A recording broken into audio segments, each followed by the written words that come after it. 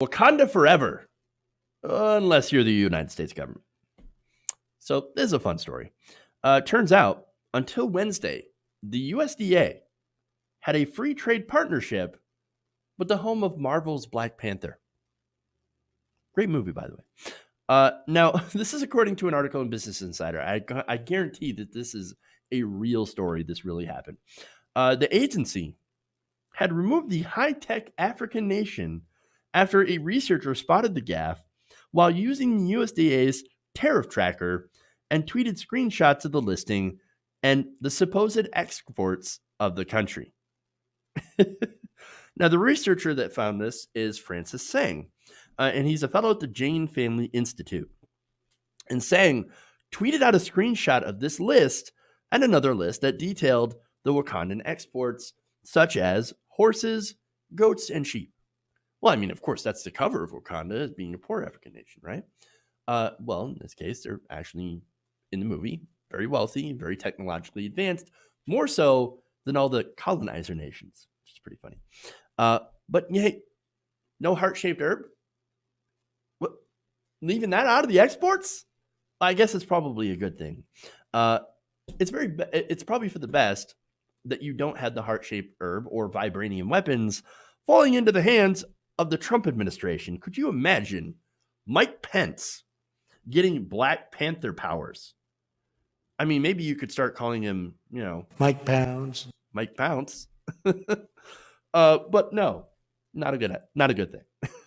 So now Sang talked to NBC News about this. He said, quote, "I definitely did a double take. I Googled Wakanda to make sure it was actually fiction, and I wasn't misremembering. I mean, I couldn't believe it. Turns out Wakanda had been added to the USDA tariff tracker after June 10th, according to a report, and was removed on Wednesday.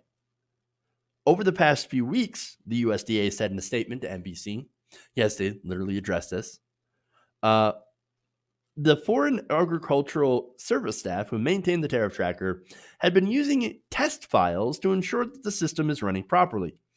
The Wakanda information should have been removed after testing and has now been taken down." Or what if Wakanda's real and they made a mistake by keeping it in the system and not covering it up? What do you have to say about that, USDA? What do you have to say about that, Sonny Perdue?